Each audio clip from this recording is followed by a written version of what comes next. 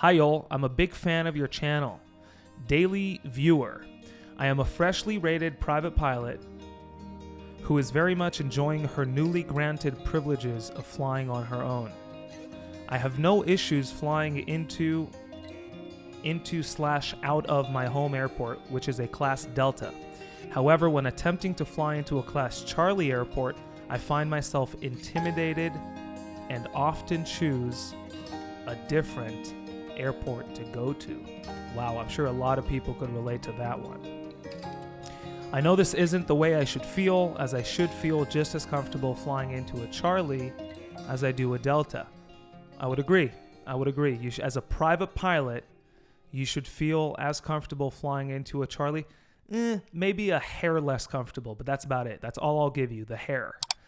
Assuming you don't operate in and out of a Charlie. Any advice would be greatly appreciated. Big fan of the channel, Lisa. All right, Lisa. Excellent question. Congrats on the private. I think she said she's newly rated, so congratulations. Excellent job. You're a private pilot. Amazing.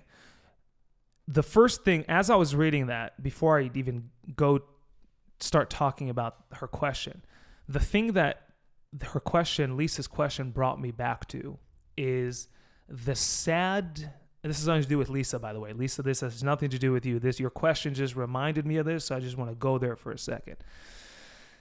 Reading the question reminded me of the number of times I heard stories or came across people with examples of literally a freshly rated private pilot, or not so freshly at times, who is intimidated to exercise and to pursue and to move towards the edges, the boundaries of what their certificate allows them to do. So in Lisa's case, it's intimidation from Class Charlie airports. Okay. Now that's a small example. A common one, and I'll get into my thoughts about it, and I'll talk a little bit about that in a second. But it's sad for me to come across so many situations where we have a private pilot.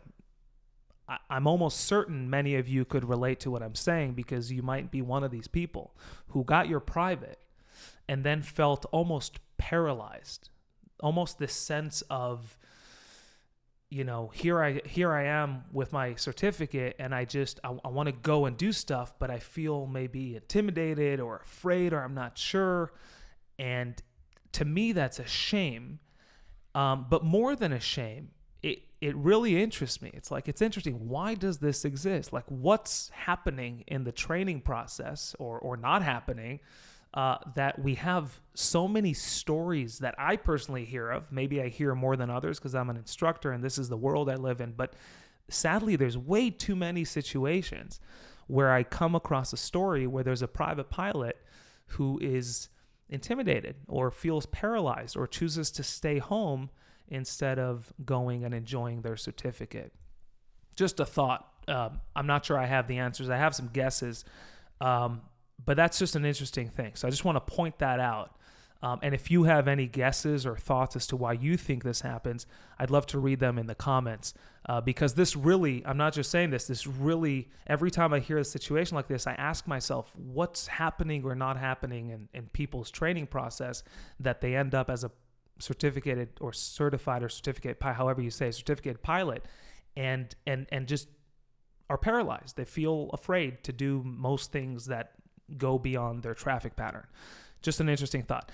My guess on this is that all of a sudden they find themselves in a situation where there's no instructor, and now they need to become what's called a decision maker. And for the first time, now it's an issue that it's the first time.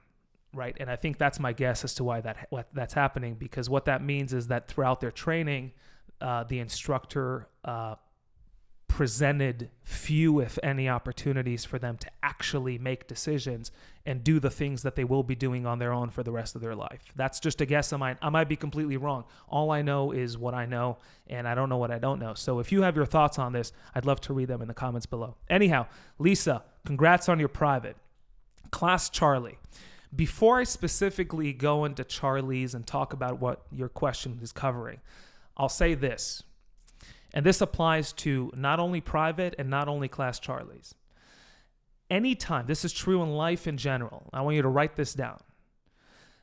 The best way to get through anything that intimidates you is to get through it. Underline the word through it, okay? Underline the word through.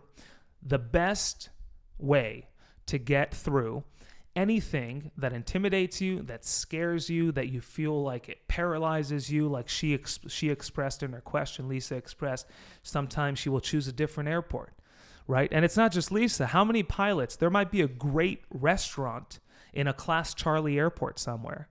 And how many pilots will fly to a different airport with maybe a restaurant that's less good just to avoid the Class Charlie? It's a shame. You paid a lot of money for your certificate, and here you are avoiding great experiences just because something intimidates you. So here's what I'll say. The best way to get through anything that intimidates you, like I said, is through it. And what this means is not above it, not under it, not around it, not tomorrow, and not in a month. If something scares you, intimidates you, paralyzes you, the best way through it is literally through it. So how could we get through what you're dealing with, Lisa, when it comes to Class Charlies? So the first thing I'll say is this. Even though it had to happen, or it should have happened during your private pilot training, I'm assuming it didn't, which is why you're intimidated. And if it did, it didn't happen enough.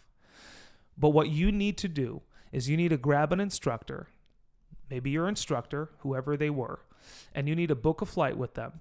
I know it'll cost you a little money.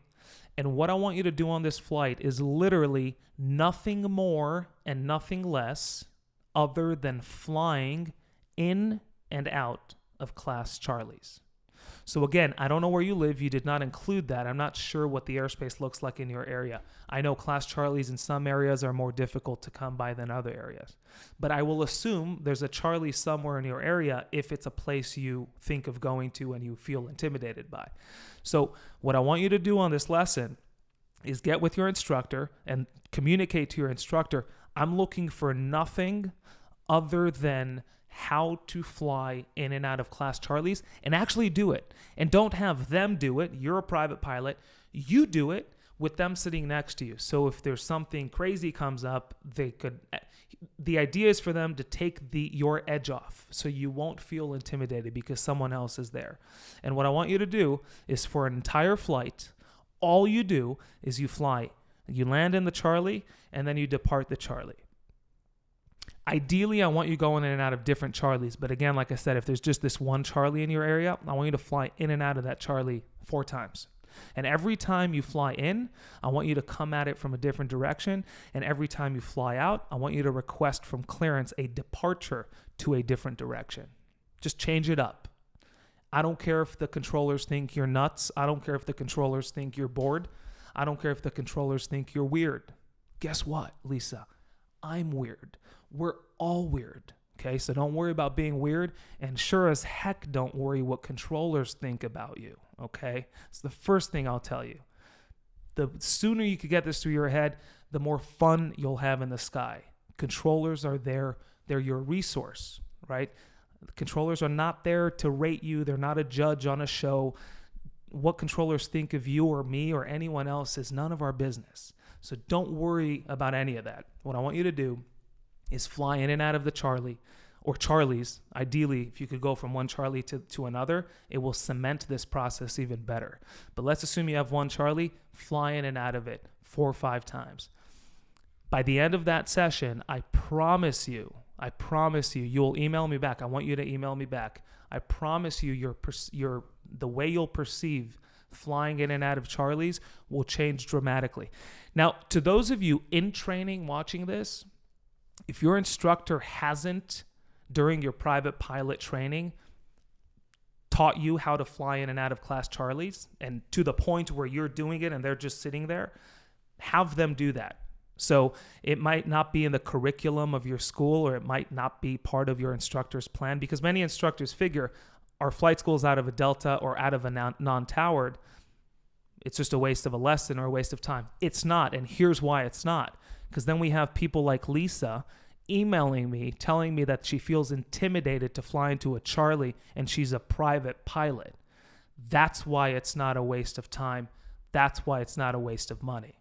So if you're an instructor, fly your students in and out of Charlie's to the point where they're proficient. Now, you can't get all intimidation out of it within a session or two, but you could give them a pretty good idea of what that looks like and then urge them to do it on their own as much as they can. So have them do it while they solo, right? If you're in training, part of your solo process, fly in and out of a Charlie, okay? So hold yourself to that standard of not being intimidated by Charlies. So Lisa, the first thing I'll say is the best way to get through anything is through it. And your way of getting through this is making it happen, just doing it. So get on with your instructor, make it happen. Once you've done that flight, your intimidation will be unbelievably less than it is right now. What I want you to do then is don't just go, okay, great, I'm done. I went up with my instructor, I figured it out, I got it, and then not fly into a Charlie for a year. What I want you to do after you do that with your instructor or with an instructor is do the same thing alone. So now there's no one next to you. It's all you. And I want you to do the same thing, fly in and out of a Charlie 4 times or different Charlies if you're able to, okay? And then to keep on it, if you are someone who rents a plane and flies regularly, every once in a while, once a quarter, once a month, fly in and out of a Charlie. It's great for proficiency. It's fun. It changes things up. It's different. I mean, flying in and out of Deltas could get a little old and a little the same after a while. A Charlie makes it exciting, especially if it's a busy one. It's like, yeah, I got to stay on top of my game. It's exciting. It's fun. Don't let it intimidate you. Remember, intimidation comes from lack of knowledge, lack of familiarity. If I don't know what something looks like, I'm intimidated. I'm afraid. I'm afraid by it. It scares me. But if I do know what it looks like, not a big deal. It's just a Charlie. It's just a class Charlie. Okay. This video, I won't go into how to fly into a class Charlie. I might do that if people request me to specifically break things down in one of these videos. There's, I believe, at least like 4, 5, 6 videos on the channel of me actually in the plane with my students flying in and out of Charlies and talking about Charlies. If you do want me to break down how to fly in and out of Charlies in these videos, email me, let me know. I'm happy to do that. But I don't think that's what you're looking for, Lisa. I think what you're looking for is just my personal opinion as to how to get you to not want to fly into a Charlie and feel paralyzed. So if you do what I just said, I am certain, and I want you to email me after you do it, that you will feel 100 times more comfortable with flying in and out of Charlies. And the reason is because there's nothing to flying in and out of Charlies other than your lack of familiarity with it. And that will be taken care of once you've flown in and out of a Charlie about 10 times, like I just suggested. I hope this helps. I hope this is what you're looking for. I hope this is what you meant with your question. That's what it sounds like to me. But again, you're not alone out there. In your case, it's a Charlie. I've met numerous private pilots who are intimidated to go on a long cross country too far from their home airport. Now go figure that. You got a license to do just that, and you're afraid, you're intimidated. Now, don't get me wrong, I'm not talking about someone who just got their certificate yesterday and is now afraid of flying a long cross country at night. Heck, I think you should be. I think you should be unbelievably cautious flying a single engine plane at night, especially if there's mountains involved. You should think about that long and hard, even if you've been a pilot for many years. I'm not talking about that. What I'm talking about is you're a private pilot, and you've been a private pilot for a month or a week. you're fresh, you've just done it with your instructor, and you want to go grab lunch with a friend at an airport that's 40 miles away and it's beautiful weather and you're intimidated by the idea. That is no good. That is not why you got your certificate. You got your certificate to go grab that burger with your friend. So if you feel that same thing that Lisa feels with Charlie's, take this advice and do it with whatever that thing that intimidates you is. I don't know what it is. It could be maybe you've trained out of non-towards and flying into a class Delta intimidates you. No problem. Even though it shouldn't be the case. Again, if you're an instructor training someone out of a non-towered, you owe them flights during training in and out of Deltas and Charlies. You owe it to your student because your student will fly in and out of Deltas and Charlies, even though they're training out of a non-towered now. And again, if you're the student and your instructor's not doing it, let them know, hey, I want to fly into a Delta. Okay? But assuming your instructor didn't do it or didn't do it enough and now you're intimidated, take the same advice I gave Lisa about Charlie's and do it with Deltas or with whatever it is that intimidates you. Maybe night flying. Maybe you always wanted to fly at night and you're afraid or intimidated or feel paralyzed. Okay? You should be extra cautious at night, but you shouldn't stay home because it's night. Okay? Some pilots choose to do that. But night flying has an unbelievable amount of beautiful things to it, okay? So that could be another example of something that intimidates you. Get on with an instructor, go do some night flying. There's very specific differences and ways to go about flying an airplane at night as opposed to during the day. And you should learn these things, and you should be smart about it. You shouldn't be careless when it comes to night flying. But you should also enjoy it. If it's something you want to do. Flying at night is one of the most beautiful experiences that you'll ever experience. It's calm. It's just amazing. I love night flying, even though there's a smart way to go about it. So I hope this helps. Lisa, I hope this answers your question. Like I said before, I want to hear back from you once you get in and out of those Charlies and feel better about it. All right, that's all the time we have for Lisa's question. I'll see y'all on the next one. Take care, guys. Hey guys, it's Yoel. I hope you enjoyed this video. I hope it answered some of your questions, confusion, whatever it might be that I was able to help you in your own flight training journey. If you did enjoy the video and you did find it helpful, I would appreciate if you would subscribe to the channel and like the video. What that does with the YouTube algorithm is it kind of lets the AI way of letting YouTube know that there's some interest here and there's some helpful information for others, and that way YouTube will share this with other students or people who are going through flight training just like you. So if you do those things, it always helps, and I do appreciate it. Secondly, if you also have a topic, a question, a topic, a concern, confusion, whatever it might be that you want me to talk about on these videos here, go ahead and email me. There's an email in the description of this video below. So if you click on the description of the video, you'll see an email. Email that email with your question or topic, whatever it is you want me to talk about. And in the subject line of the email, write Ask Yoel, because this series is what I call Ask Yoel. So that way when the emails come in, we're able to separate them and know that your email is a topic you want me to discuss on these videos. Anyhow, hope it was helpful, and I'll see you guys on the next video. Take care.